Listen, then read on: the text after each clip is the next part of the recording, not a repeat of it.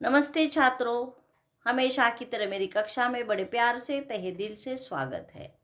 रयत शिक्षण संस्था Satara Rayat online school education रोज प्रकल्प 2021-22 के लिए सद्गुरु गाडगे महाराज कॉलेज कराड़ से मैं अध्यापिका माधुरी सावंत कक्षा 11वीं विषय हिंदी लेकर आई हूँ।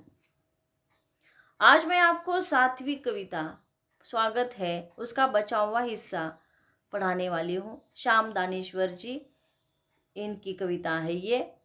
इनका परिचय मैंने पहले ही आप लोगों को दे दिया है कि जैसे उनकी जन्मतिथि के बारे में 1943 में उनका जन्म हुआ।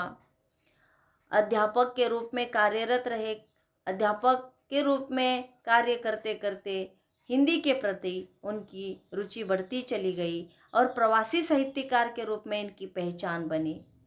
इनकी कविताओं में जो स्वागत है, इस कविता में अपने परिजनों से जब बिछड़ने का दुख होता है तथा गुलामी का दंश और पीड़ा आपके काव्य में बड़ी पूरी संवेदना के साथ उभरी हुई दिखाई देती है।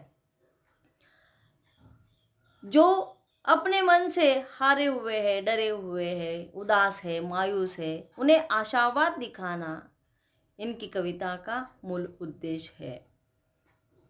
इनकी मृत्यु 2006 में हुई।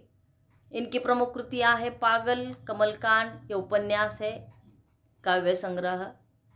विधा परिचय में विदेशों में बसे भारतीयों द्वारा हिंदी में रचा गया साहित्य प्रवासी भारतीय हिंदी साहित्य कहलाता है। जो इनकी कविताओं में नीति, मूल्य, मिथक, इतिहास, सभ्यता के माध्यम से भारतीयता को सुरक्षित रखा है। प्रवासी साहित्य ने हिंदी साहित्य को समृद्ध बनाने के साथ साथ पाठकों को प्रवास की संस्कृति, संस्कार एवं उस भूभाग के लोगों की स्थिति से भी अवगत कराया है। अवगत कराने के परिचय देने का काम किया है। अब प्रवासी साहित्यकार के रूप में कौन कौन से लेखकों का नाम आ जाता है कि अभिमन्यु अनंत, जोगीदार सिंह कंवल, स्नेहा ठाकुर आदि अन्य प्रवासी साहित्यकार है। पाठ परिचय, जो कवि प्रवासी भारतीयों को अपनी विगत यानी कि भूतकालीन दुखद स्मृतियां भुलाकर मॉरिशस आने के लिए प्रेरित कर रहा है। अब मॉरिशस की भूमि नहर के समान है, जहां अपने परिजन यानी कि अपने रिश्तेदार, उनसे बिछड़ने का जो दुख है और फिर ये बिछड़े हुए कई सदियों से युग बीत चुका है, उनसे फिर से मिलना चाहते हैं। लघु भारत के इस आंगन में कवि हम सबका स्वागत कर रहा है। कवि ने गिरमिटियों के जीवन में आए सकारात्मक पहलुओं को उजागर किया है।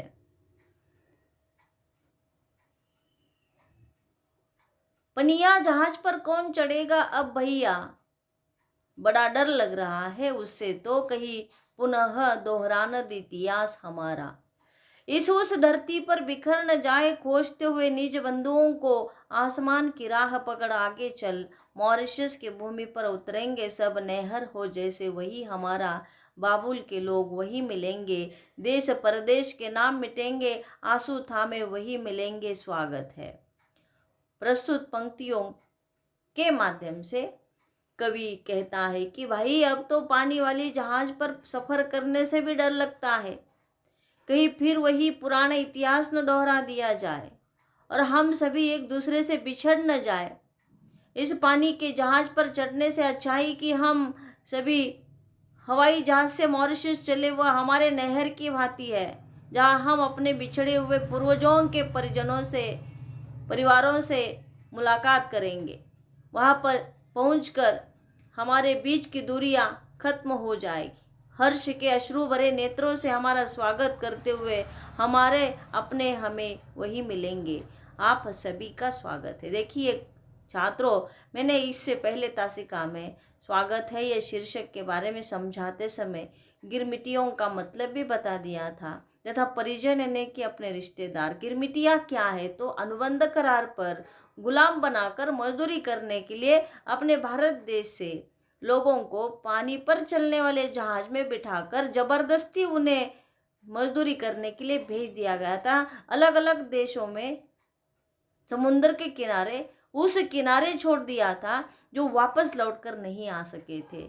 इसीलिए कवि उनके मन का दुख जानते हुए, सदियां बीत चुकी है, फिर भी वे उनको जो बिछड़े हुए हैं उन्हें इस मॉरिशस की भूमि पर बड़े प्यार से, अब मन में किसी तरह का डर न रखते हुए, वह उन्हें आमंत्रित कर रहे हैं। हे मेरे गिरमिटिया भाई, परमीठ हमारी जिगर छापती पर दास्ता पंख में जा गिरे थे।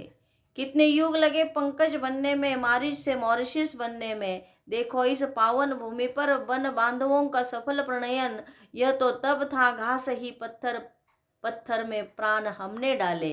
देखो इस देश को घूम घूम कर बिछड़े बंधुओं के लहू कणों का स्वागत है।